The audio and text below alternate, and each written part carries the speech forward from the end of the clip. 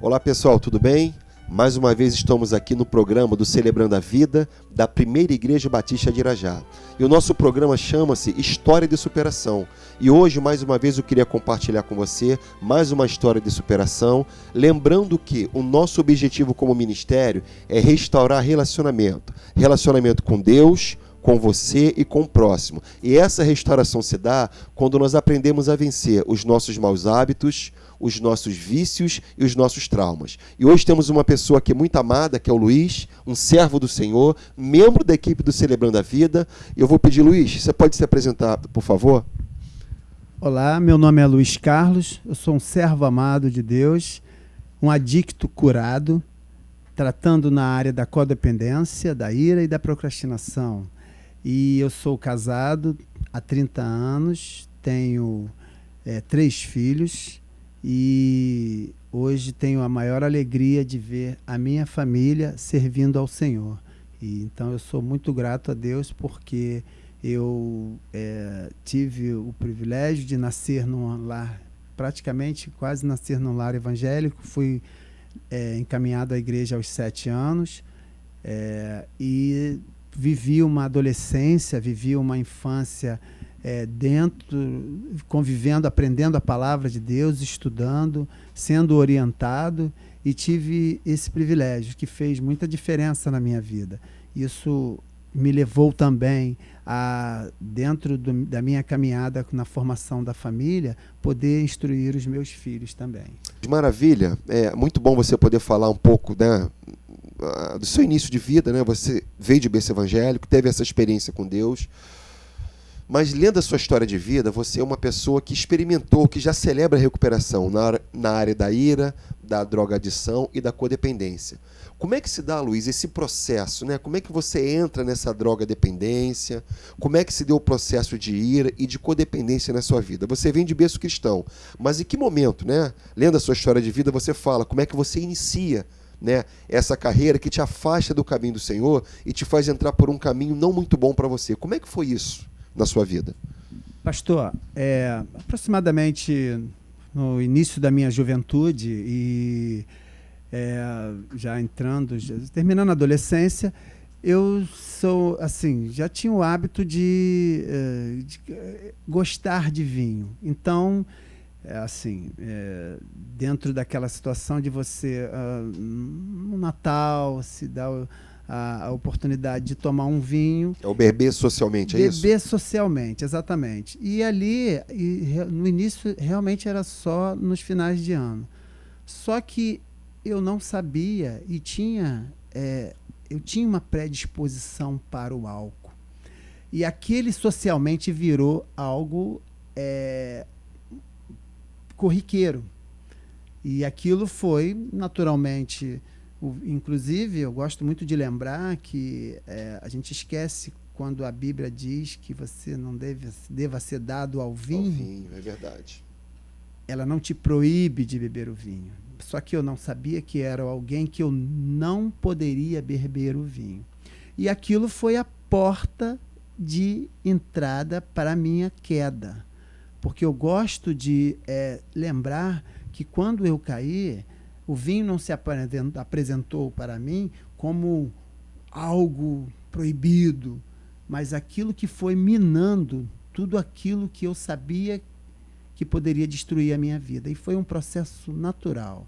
O vinho, e aquilo foi afetando, já tomando vinho outras vezes durante outros eventos, e aquilo foi levando, e aquilo foi desestruturando toda a minha vida espiritual, porque eu fui dando brechas, e essas brechas foram levando à permissão de outras coisas que não condiziam com aquilo que era o que eu entendia de orientação para um jovem cristão. E gosto de frisar que eu nunca pude dizer assim, de todas as áreas que eu caminhei erradas, de que eu não sabia. Entendi. Então deixa eu te fazer uma pergunta aqui, Luiz. Dá a entender, você tinha consciência do que você estava fazendo, né? Então aquilo que era esporádico passa a ser uma coisa semanal, daqui a pouco diária.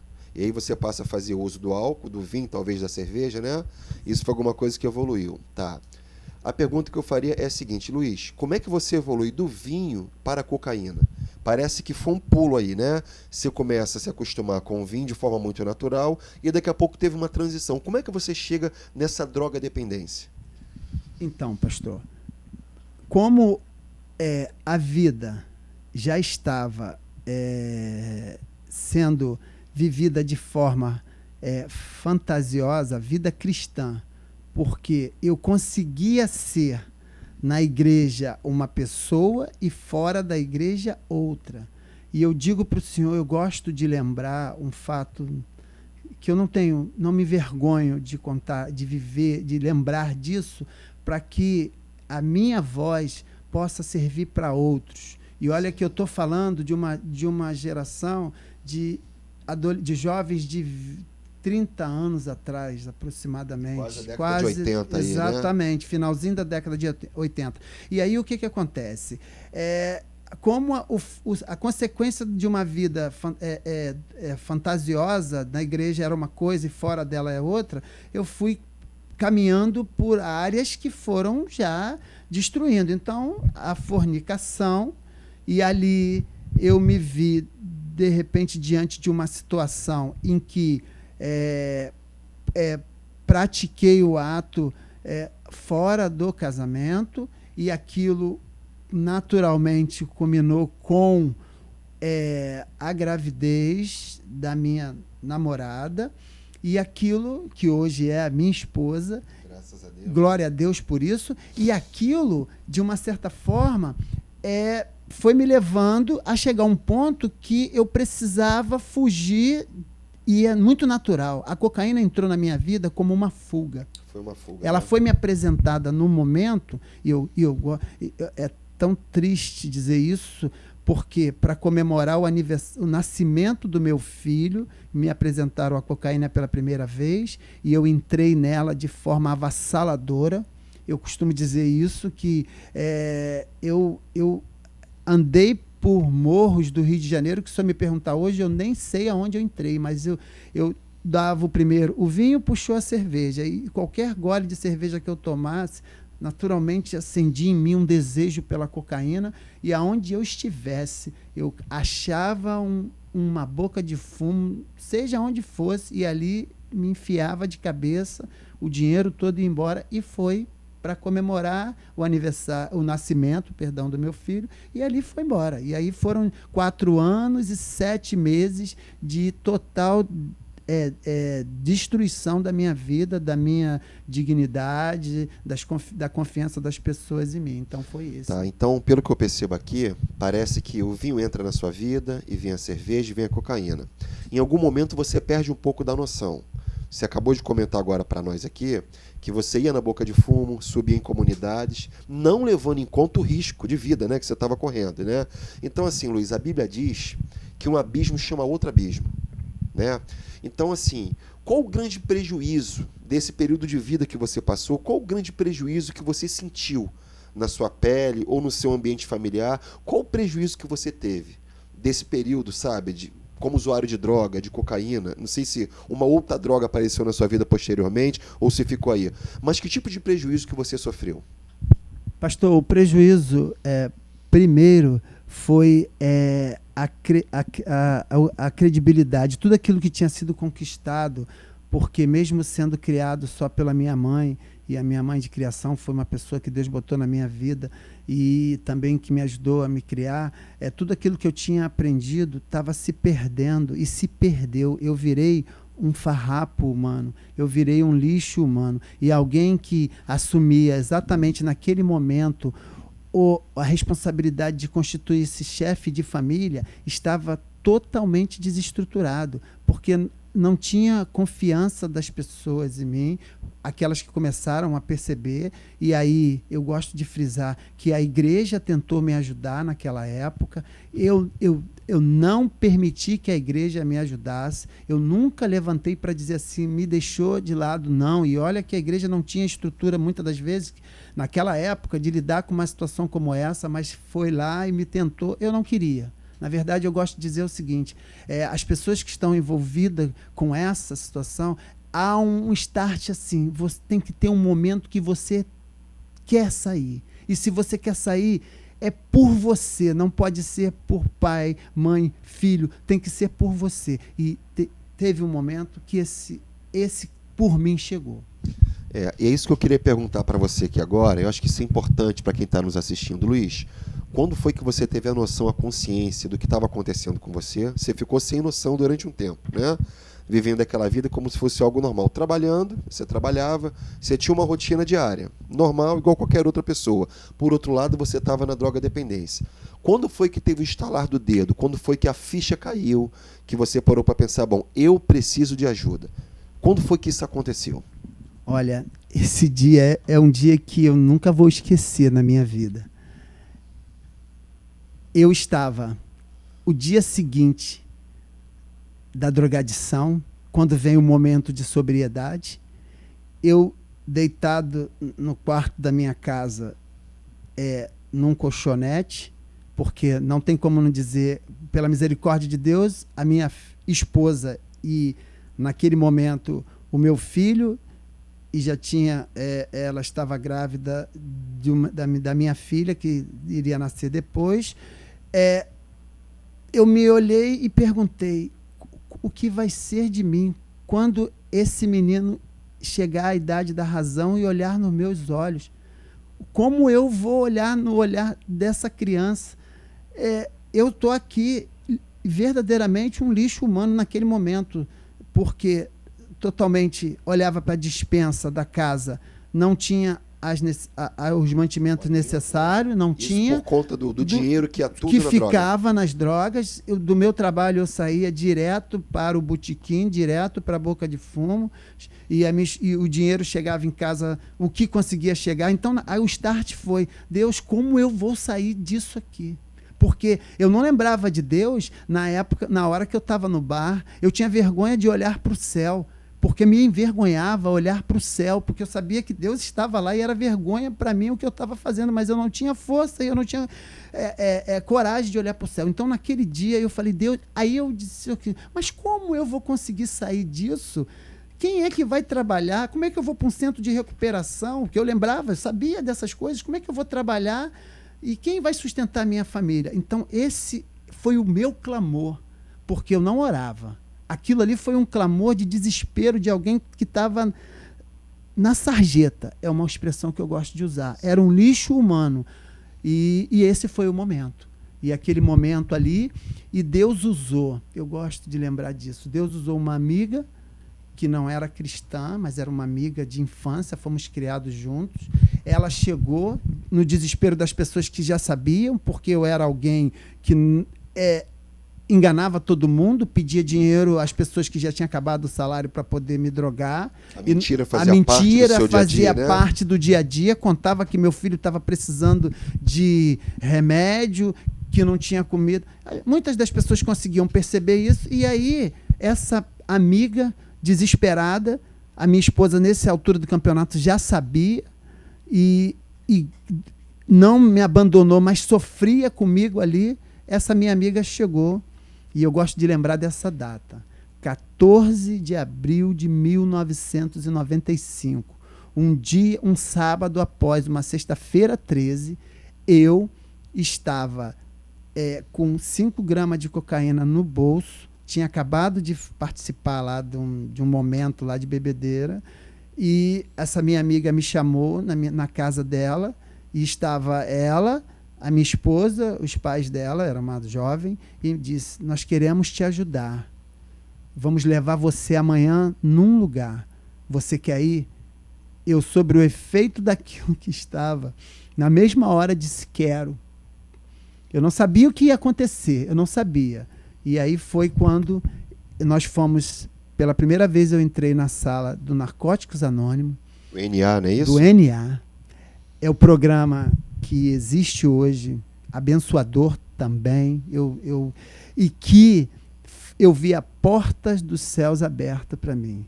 Lá eu entrei pela primeira vez e passei 3 anos e meio frequentando, ajudando outros e me recuperando. E pela misericórdia de Deus, aquele programa foi o primeiro passo que eu dei para me libertar da cocaína, do álcool daquele dia em diante, nunca mais, pela misericórdia de Deus, eu coloquei um gole de álcool na minha boca e não fiz uso de cocaína. Então eu costumo dizer que o dia 14 de abril de 1995 foi o dia do meu renascimento. Amém, que bom. Então você renasce no dia 14 de abril, né? De 95, foi uma data importante para você. Eu acredito que na nossa vida tem alguns marcos, né? São momentos, são datas, são situações que nunca mais a gente esquece, né? Fica indelével na nossa memória. Então você chega no NA, foi essa porta de entrada, né, na sua vida para um tempo de mudança, e aí no NA você passa por esse período de 3 anos e pouco, sendo abençoado, mas ajudando outras pessoas. E aí, Luiz, aonde o Celebrando entra na sua vida? Né? O NA foi essa porta abençoadora, não tem dúvida disso, né? Eu li um pouco da sua história, eu percebo que foi um instrumento de Deus, mas onde o Celebrando entra na sua vida? Como é que o Celebrando chega até você? E qual a importância do Celebrando diante de todo esse processo que você passou? Então, pastor, como eu falo sempre, o NA ele é um programa abençoador. Respeito, lá se fala num poder superior. Eu sabia qual era o meu poder superior quando eu me recuperei. Eu sabia. Foi a chance de Jesus Cristo de braços abertos. E eu gosto de lembrar, eu esqueci de uma parte muito importante, a minha vida não foi ceifada pela misericórdia de Deus. Porque um dia, em pé, numa fila para esperar a droga chegar, houve uma batida de polícia e por algum momento antes eu saí para tentar usar o banheiro e nesse momento a polícia chegou e teve um tiroteio. Quem estava na fila, naquele lugar que ficou no meu lugar, caiu e ficou morto ali. Quando eu voltei, que eu olhei para aquilo, era o momento que eu me lembrava de Deus. Então, quando eu sentei na sala do NA e passei a falar ali do poder superior, eu falava, meu poder superior é Deus, faltava alguma coisa. E aí, um belo dia, depois de 17 anos, eu aqui, membro da Igreja Batista de Irajá, ardia no meu coração, como arde até hoje, o desejo de estender a mão, como alguém um dia estendeu para mim, de trazer uma pessoa, porque fiquei sabendo que o pastor Jorge trabalhava tinha um trabalho de ajudar pessoas. E eu vim trazer um jovem, porque eu já estava na igreja, já fazia parte da minha vida, não só encaminhar para um tratamento, mas falar de Jesus e do poder superior que iria faltar. Sentei na sala do pastor Jorge. O jovem falando, no mesmo momento, meus irmãos, eu consigo identificar que eu ainda tinha traços no meu emocional, na minha vida, que era fruto do meu período de drogadição, uma codependência. Eu achava que eu tinha que recuperar de forma exagerada todo aquele tempo que já tinha sido estruturado, porque eu já tinha dado outro rumo à minha vida, tinha estruturado a minha família, voltei a tempo de criar os meus filhos no caminho do Senhor, de ensinar a palavra. Já eram jovens que estavam sendo criados e são hoje membros de igreja, servos de Deus. O que ocorre? Eu sentei e vi naquele momento que eu também precisava daquele programa e que existia o Celebrando a Vida. Meus irmãos, daquele momento em diante, eu percebi que eu precisava tratar algo na minha vida que ainda era fruto daquele momento de drogadição que só eu e Deus sabíamos. Eu tinha ira, muitas das vezes, de situações com com os meus familiares que era reflexo daquilo. Eu achava que eu ainda tinha uma dívida com a minha família exagerada, e o Celebrando, sentado ali, junto com o pastor Jorge e aquele jovem, daquele dia em diante, só não lembro a data específica, mas foi o dia que eu comecei a caminhar no Celebrando. E digo para os irmãos, o Celebrando hoje a vida, ele curou não só o meu processo de codependência. Hoje eu entendo qual é o meu papel dentro do meu lar, eu entendo, eu não tenho que ser exageradamente responsável por tudo que eu ainda fiz lá atrás. E também é um programa onde hoje eu trato a minha codependência, a minha ira em relação a isso. Um programa que trata da minha família. Eu costumo dizer que o Celebrando a Vida hoje tratou e tem curado e tem tratado toda a minha família. Através de mim, foi chegando. Eu gosto de lembrar o seguinte: eu, Luiz, tratei E a consequência da minha cura nessas áreas da codependência foi se estendendo à minha família. Excelente a sua fala aqui, irmão Luiz, pelo seguinte: parece-me que no período da droga você teve uma vida muito irresponsável, né? E depois que você é liberto da drogadição como adicto, parece que você passa a assumir quase que o papel de Deus na família, né? Aí foi excesso de responsabilidade, onde você acaba falando dessa codependência emocional. Luiz, eu queria que você falasse rapidamente aqui, porque, por exemplo, no Celebrando a Vida, nossa primeira lição fala sobre negação, né? Nós entendemos que ninguém tem uma vida transformada se não sair da negação. Nós precisamos admitir o modo como nós estamos. Não é que somos assim, mas estamos daquela maneira. Uma coisa interessante da sua vida, você que era um profissional do ramo gráfico, trabalhador, casado, com filhos, parece-me que a vontade de mudar, ela estava acima da sua reputação. É isso mesmo? Você teve muito mais vontade de mudar do que ficar camuflando uma reputação com máscaras que não era a realidade. O que você tem para falar sobre isso?